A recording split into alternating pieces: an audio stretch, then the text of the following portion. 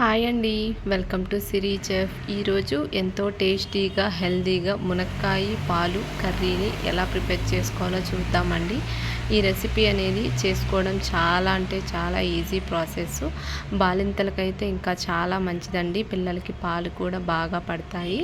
ఇప్పుడు ఈ తయారీ విధానాన్ని చూసేద్దాము. ముందుగా స్టవ్ మీద ఒక బౌల్ పెట్టుకొని 3 టేబుల్ స్పూన్లు ఆయిల్ని యాడ్ చేసుకొని, ఆయిల్ హీట్ అయిన తర్వాత అర స్పూను జీలకర్ర వేసుకొని ఫ్రై అయిన తర్వాత ఒక పెద్ద ఆనియన్ని కూడా ఇలా పొడవుగా చాప్ చేసుకుని బౌల్లోకి యాడ్ చేసేసుకుని మొత్తం అంతా ఒకసారి బాగా మిక్స్ చేసుకుని లైట్గా ఆనియన్స్ని ఇలా ఫ్రై చేసుకుంటే సరిపోతుంది. ఇలా ఫ్రై అయిన తర్వాత ఇందులోకి 2 మునక్కాయలను శుభ్రంగా కడిగి ఇలా చిన్న చిన్న ముక్కలుగా కట్ చేసేసుకుని బౌల్లోకి యాడ్ చేసుకుని మొత్తం అంతా ఒకసారి బాగా మిక్స్ చేసేసుకోవాలండి. ఇలా మిక్స్ చేసుకున్న తర్వాత ఇందులోకి రుచికి సరిపడా ఉప్పు, అలాగే ఒక పావు టేబుల్ స్పూన్ పసుపును కూడా యాడ్ చేసుకుని మొత్తం అంతా ఒకసారి తిరిగి బాగా మిక్స్ చేసుకోవాలండి. ఇలా ఉప్పుని యాడ్ చేసుకోవడం వల్ల మునక్కాయలకి ఉప్పు అది బాగా పట్టి టేస్ట్ అనేది బాగుంటుంది.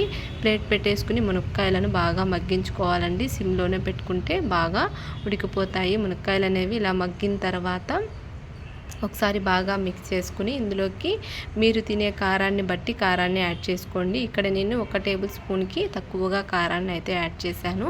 యాడ్ చేసి మొత్తం అంతా ఒకసారి బాగా మిక్స్ చేసుకుని ప్లేట్ పెట్టేసుకుని 1 నిమిషం పాటు ఇవి మగ్గనివ్వాలండి. వెంటనే వాటర్ పోయకూడదు. వెంటనే వాటర్ పోస్తే కనుక టేస్ట్ అనేది అంత బాగుండదు.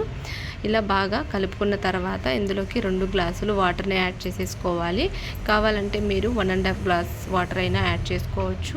ఇక్కడ నేను ఒక హాఫ్ గ్లాసు వాటర్ని ఎక్స్ట్రా యాడ్ చేసేసుకుని మొత్తం అంతా ఒకసారి బాగా మిక్స్ చేసుకుని టేస్ట్ అనేది చెక్ చేసుకొని ప్లేట్ పెట్టేసుకొని ఒక 5 నిమిషాలు హై ఫ్లేమ్లో పెట్టుకొని ఇప్పుడు ఇందులోకి పొడిని ప్రిపేర్ చేసుకుందామండి. స్టవ్ మీద వేరొక బౌల్ పెట్టుకుని 2 టేబుల్ స్పూన్లు బియ్యాన్ని యాడ్ చేసుకుని లైట్గా ఫ్రై అయిన తర్వాత అందులోకి 2 టేబుల్ స్పూన్లు ధనియాలను కూడా వేసుకుని ఫ్రై చేసుకోవాలండి. ఇవి కొంచెం లైట్గా ఇలా ఫ్రై అయిన తర్వాత స్టవ్ ఆఫ్ చేసేసుకుని పూర్తిగా చల్లారిన తర్వాత మిక్సీ జార్లోకి యాడ్ చేసేసుకుని మొత్తం అంతా ఒకసారి బాగా మెత్తగా మిక్సీ పట్టేసుకోవాలి. ఇలా పట్టుకున్న తర్వాత ఇందులోకి 10 నుంచి 12 వరకు వెల్లుల్లిని కూడా యాడ్ చేసుకుని ఇలా కోర్స్గా బ్లెండ్ చేసి తీసుకోవాలండి.